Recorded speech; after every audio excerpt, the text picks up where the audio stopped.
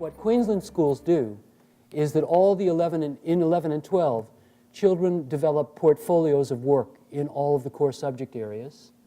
Teachers at the school level use rubrics to assess the portfolios. Okay? Then the portfolios are ranked by schools, and examples of the portfolio are taken to cluster meetings, and they are moderated. And then the cluster meetings are taken to state moderation, and we ensure standards that are achieved that way.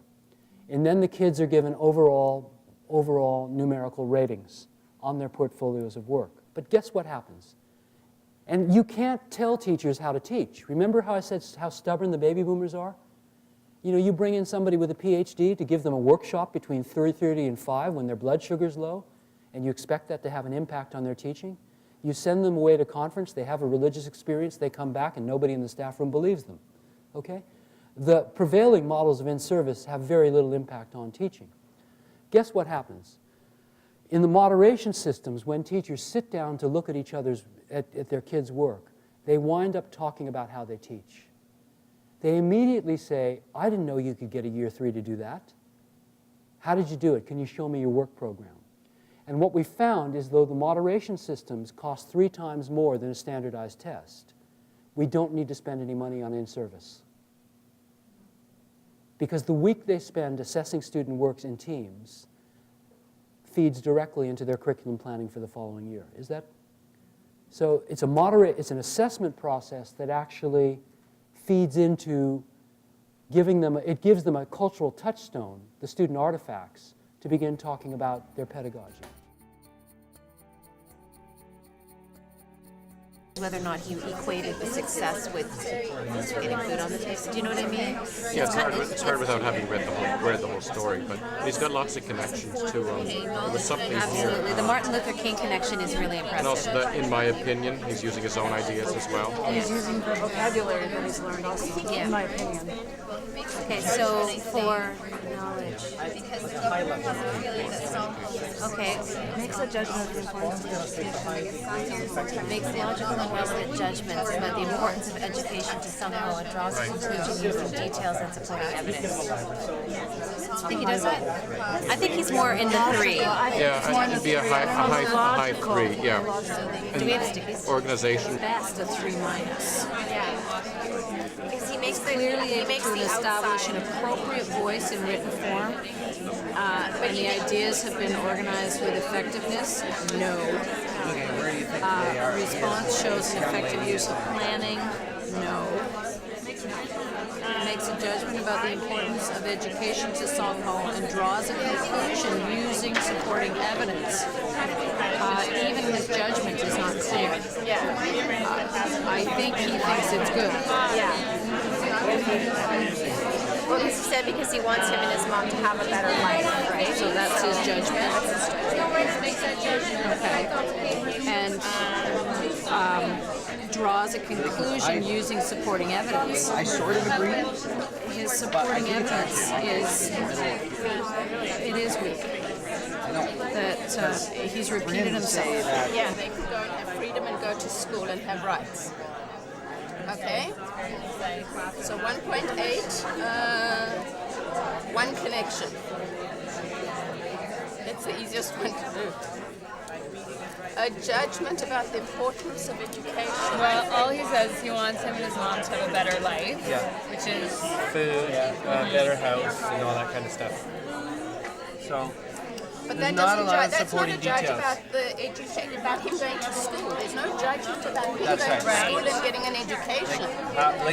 You have to you make have to the sort of leap. assume what this person is saying, And but they haven't. there was nothing explicit about going to school and going to the teacher's class and eavesdropping. There was nothing. So, So a there's 1. no judgment really. No.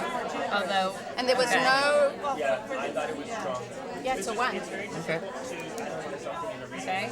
Dan wants to. Yeah, I'm not so sure it'd be a 1. I might give it a low 2. You see a little bit of detail. Well, I see at least the idea that he has made a connection to a better life. Yeah. It doesn't come out explicitly. That's the trick here, though. have There's to no make the explicit leap mention. there. But Okay, they're not maybe a described. 1 It's not plus or- described. But- But I can see your argument. But do you there's- think that Partly here and partly here. So There's maybe a some 1 support, plus? but there's no judgment. do you not think that at grade 5? When we were discussing the leveling, it was interesting because Mary and I have quite a few times discussed how to qualify a level 3, because when it says considerable effectiveness, does that mean with 2 or 3 examples, 3 or 4 examples?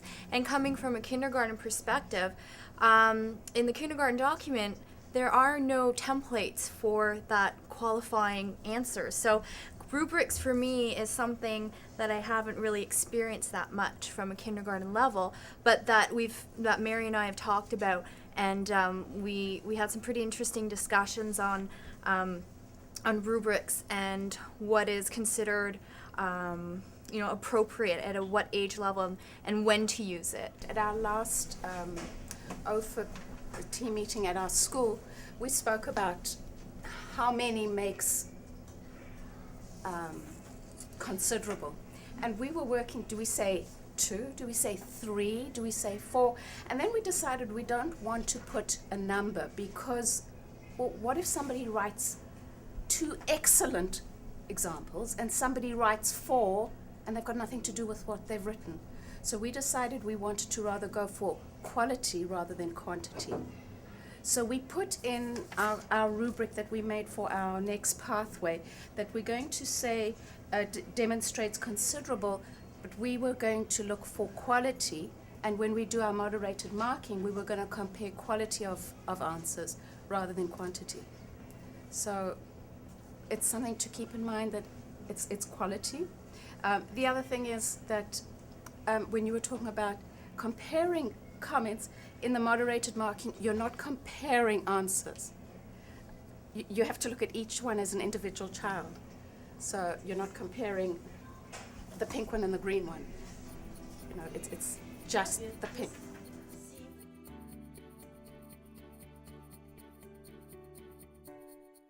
Level 4. I think I got a level 3 on this paper.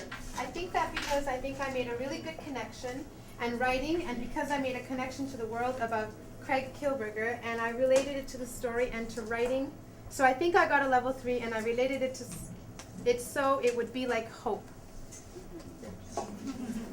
Can anyone comment what is the power of Patty now going beyond the next step of not just asking the kids to respond to the Royal Bee book, but engaging them in writing a reflection about their own learning? Anybody wants to comment on that? Well, it's their own next step. If they can articulate for themselves where they need to go, then then you don't have as much ownership of that direction. If they're on board, you're going to see real change there, because they see where they're going.